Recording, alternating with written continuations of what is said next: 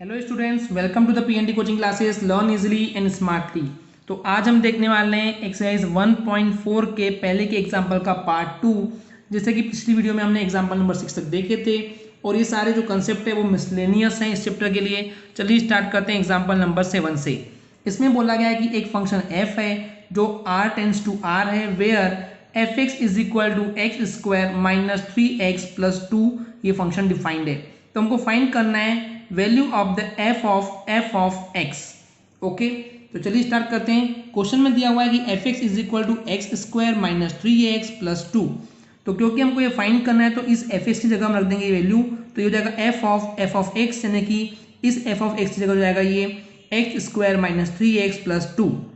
अब सिंपली जहां जहां स्टूडेंट्स इस फंक्शन fx में जहां जहां x है उसकी जगह हम ये रख देंगे पूरी value, that is x square minus 3x plus 2। तो सॉल्व करने पर हो जाएगा बेसिकली इस x से आ जाएगा x square minus 3x plus 2 उसका होल स्क्वायर माइनस 3 और x की जगह आ जाएगा x square minus 3x plus 2 and plus 2 का प्लस 2 रहेगा। ओके, अब a plus b plus c का होल स्क्वायर का फॉर्मूला होता है that is a square plus b square plus c square plus 2ab plus 2bc plus 2ca। तो उसी identity को यहाँ पे एक्सपांड करने पे हमको इस टाइप से कुछ मिलेगा। ओके स्टूडेंट्स, अब इस माइनस 3 का इंटू जब इससे करेंगे तो हो जाएगा minus 3x square then plus 9x and 3 2 6 तो हो जाएगा माइनस 6 एंड प्लस 2 एच डी से रहेगा। अब सिंपली स्टूडेंट्स सिमिलर पावर वाले टर्म्स को हम कंबाइन कर देंगे तो x to the power of 4 एच डी से रहेगा। 9x square plus 4x square ये हो जाएगा 13x square and minus 3x square करेंगे तो हो जाएगा 10x स्क्वायर। यहाँ पे माइनस 6x क्यूब की भी टर्म है तो वो भी आ जाएगी and minus 12x plus 9x हो जाएगा माइनस 3x एंड हम यहाँ देख रहे हैं कि 4 प्लस 2 6 होगा तो 6 माइनस 6 कैंसिल हो जाएगा। तो हमारा आंसर आ जाएगा f of x is equal to x to the power of 4 minus 6x cube plus 10x square and minus 3x। I hope students आपको क्लियर हो गया होगा। चलिए देखते हैं एग्जाम्पल नंबर 8। इसमें बोला गया कि एक फंक्शन f है जो r tends to r defined है, be the signum function defined as. इस सिग्नम फंक्शन को डिफाइन किया गया है कि f ऑफ x की वैल्यू अगर x ग्रेटर देन 0 होगा तो 1 होगा, x अगर 0 होगा तो आंसर भी 0 होगा एंड x अगर लेस देन 1 होगा तो आंसर माइनस 1 आएगा। ओके, आगे बोला है कि g फंक्शन है वो भी r टेंड्स टू r है और ये g फंक्शन जो है वो ग्रेटेस्ट इंटीजर फंक्शन है। इसका मतलब g of x is equal to greatest integer function of the x, जहाँ पे ये x जो है स्क्वायर ब्रैकेट में डिफाइंड है, इसको हम बोलते हैं ग्रेटेस्ट इंटीजर लेस देन और इक्वल टू x। ओके, तो क्वेश्चन है बेसिकली कि does FOG and GOF coincide in 0 not included, it means excluded up to the 1 which is included. तो बेसिकली स्टूडेंट्स आपको ये समझना है कि बेसिकली fx फंक्शन है जो कि सिग्नम फंक्शन है, gx एक फंक्शन है जो कि ग्रेटेस्ट इंटीजर फंक्शन है और हमको ये चेक करने बोल रहा है कि GOF और FOG ये जो कंपोजिट फंक्शन है बेसिकली क्या ये कोइंसाइड करते हैं, यानी कि क्या दोनों की वैल्यू सेम आएगी अगर हम 0 से 1 के बीच में या फिर 1 को चेक करेंगे। तो इसमें 0 जो है वो इंक्लूड नहीं है, 0 हम चेक नहीं कर सकते हैं। तो हमको 0 से 1 के बीच में और 1 के लिए बेसिकली चेक करके बताना है कि क्या ये इनके आंसर सही आएंगे, सेम आएंगे या नहीं आएंगे। चलिए स्टार्ट करते हैं। तो जैसे कि क्वेश्चन में बोला गया कि gx is equal to greatest integer function है, तो यहाँ पे अगर x की वैल्यू हम 1 लेंगे तो हमको आंसर 1 ही मिलने वाला है एंड अगर 0 से 1 के बीच में वैल्यू लेंगे तो हमको आंसर 0 मिलता है। यही डेफिनेशन है ग्रेटेस्ट इंटीजर फंक्शन की। आई होप स्टूडेंट्स आपको ये क्लियर हो गया होगा। आगे देखते हैं। अब हमको चेक करना है सबसे पहले FOG के लिए, तो FOG ऑफ x लेते हैं तो f of g of x हो जाएगा। तो बेसिकली यहाँ पे जो gx है वो ग्रेटेस्ट इंटीजर फंक्शन है तो हम इसकी जगह ग्रेटेस्ट इंटीजर फंक्शन यानी कि स्क्वायर ब्रैकेट के अंदर रख देंगे। तो स्टूडेंट्स अब इस x की वैल्यू हम एक बार इक्वल 1 रखेंगे। सपोज करते हैं हम 1 रखेंगे तो 1 का ग्रेटेस्ट इंटीजर फंक्शन 1 होगा और f ऑफ 1 तो सिग्नम फंक्शन में अगर हम 1 वैल्यू ले रहे हैं जो कि 0 से बड़ी है तो इसका आंसर हमको 1 मिल जाएगा। लेकिन अगर हम इसकी वैल्यू 0 से 1 के बीच में ले रहे हैं सपोज करते हैं तो ग्रेटेस्ट इंटीजर फंक्शन की वैल्यू हो जाएगी 0, तो f ऑफ 0 की वैल्यू हो जाएगी 0। तो ये हमको मिल गया FOG ऑफ x। चलिए अब चेक करते हैं g of f of x को। तो यहाँ पे ये g of f of x हो जाएगा। तो यहाँ पे भी हम वही चेक करेंगे कि अगर हम एक बार x इक्वल टू 1 लेते हैं तो बेसिकली f ऑफ 1 की वैल्यू हो जाएगी 1 एंड g ऑफ 1 यानी कि ग्रेटेस्ट इंटीजर फंक्शन हो जाएगा 1, तो उसका आंसर भी हो जाएगा 1, तो हमको वैल्यू मिल जाएगी 1। तो अगर हम यहाँ पे 0 से 1 के बीच में ले रहे हैं तो इन दैट केस यहाँ पे सपोज 0 से 1 में है यानी कि ये वैल्यू फिर भी 0 से बड़ी ही है, तो इन दैट केस अगेन हमको यहाँ पे 1 मिलने वाला है and greatest integer function of 1 का हमको आंसर 1 मिलने वाला है। तो आप यहाँ से दोनों को कंपेयर कर सकते हैं कि 0 से 1 के लिए सेटिस्फाई बिल्कुल भी नहीं कर रहा है, एक बार आंसर 1 आ रहा है लेकिन एफ ओ जी के लिए यहाँ पे 0 आ रहा है, तो ये बेसिकली कोइंसाइड नहीं करेगा, दोनों भी इक्वल नहीं होंगे, तो यही आंसर होगा। ओके स्टूडेंट्स, चलिए देखते हैं एग्जांपल नंबर 9। इसमें बोला गया कि show that if F function is such that A tends to B and G function is such that B tends to C are onto, then G O F that is A to C is also onto. तो question में बोला गया कि f एक function है जो a to b है, diagram में आप देख सकते हैं कि f फंक्शन है जो कि सेट a टू b है, एंड जो g फंक्शन है वो b टू c है। तो हमको ये जो दोनों फंक्शन है दिया है कि दोनों ऑन टू है, यानी कि f फंक्शन और g फंक्शन दोनों भी ऑन टू है। तो हमको ये प्रूव करना है कि g ऑफ f होगा, यानी कि a टू c जो बिलोंग करता है, आई मीन पॉइंट करता है, तो इन केस में जो a पॉइंट्स टू c है यानी कि जी ओ एफ फंक्शन है वो भी ऑन टू होगा, ये हमको प्रूव करना है। चलिए देखते हैं। तो जैसे कि हम देख पा रहे हैं डायग्राम से, तो f of x equal to Y होगा and g of y is equal to z होगा, जो कि यहाँ पे लिखा हुआ भी है। अब चलिए हम चेक करते हैं इस g o f को, तो g o f of x equal to हो जाएगा g of f of x। तो बेसिकली f ऑफ x जो है इसको हम y बोल सकते हैं, तो जाएगा g ऑफ y, और हमको z मिल रहा है, यानी कि बेसिकली इस x की वैल्यू के लिए हमारे पास सेट C में z एलिमेंट मिल रहा है, यानी कि बेसिकली यहाँ पे हम बोल सकते हैं कि ये जो जी ओ एफ फंक्शन है वो ऑन टू है। ओके स्टूडेंट्स, चलिए देखते हैं next example which is example number 10। इसमें बोला गया कि show that the function f function such that r tends to x belongs to r such that -1 is less than x and less than 1 defined by fx is equal to x upon 1 plus mod of x and x belongs to r is 1 to 1 and on to function।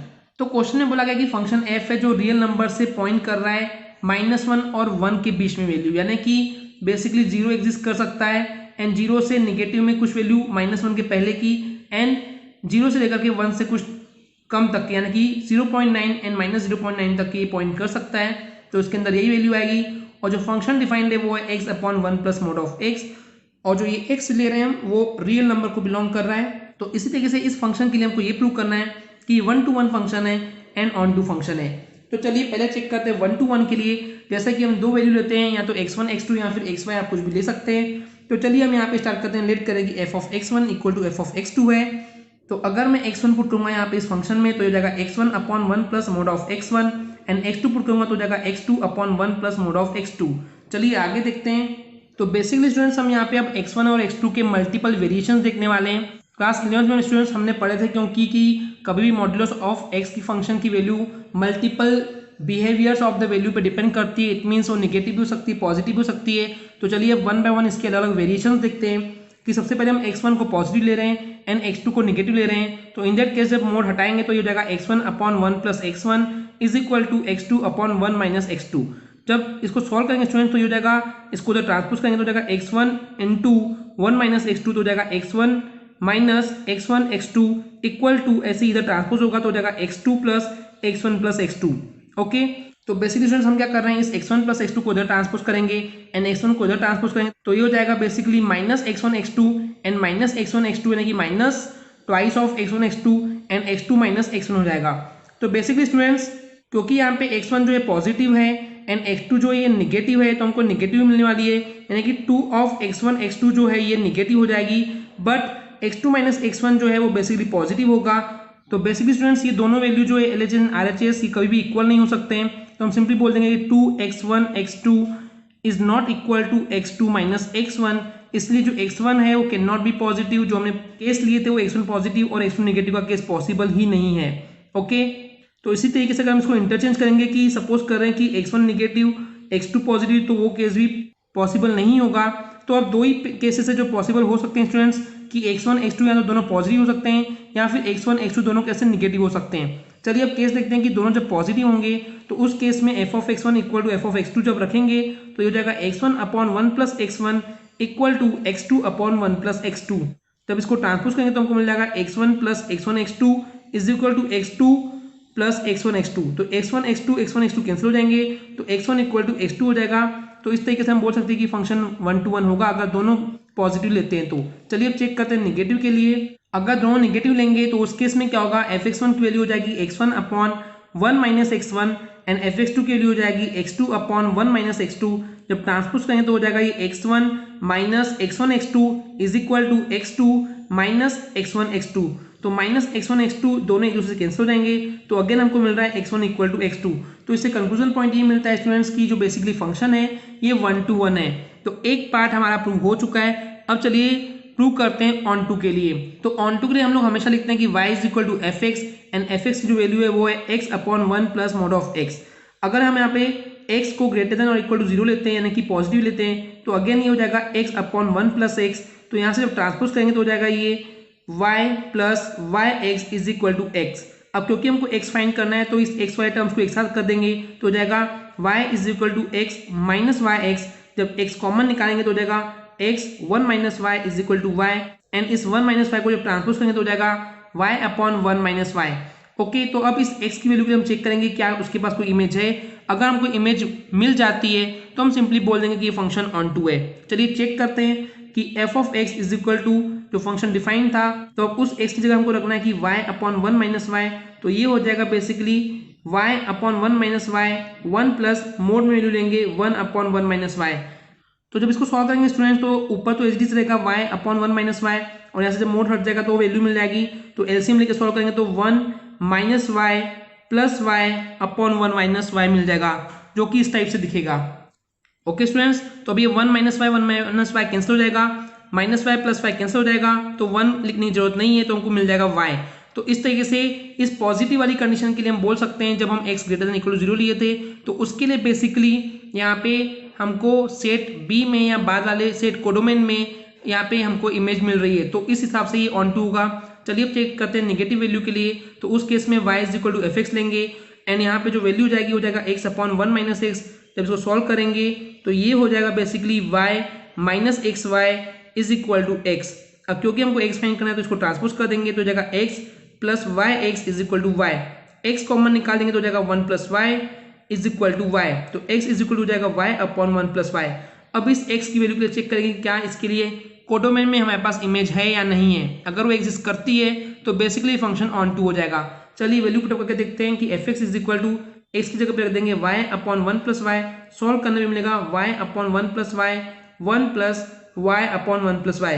अब क्योंकि ये value less than 0 है यानी कि negative है तो उस case में क्या हो जाएगा ये निगेटिव हो जाएगा तो हमको मिल जाएगा y upon 1 plus Y upon 1 minus y upon 1 plus Y.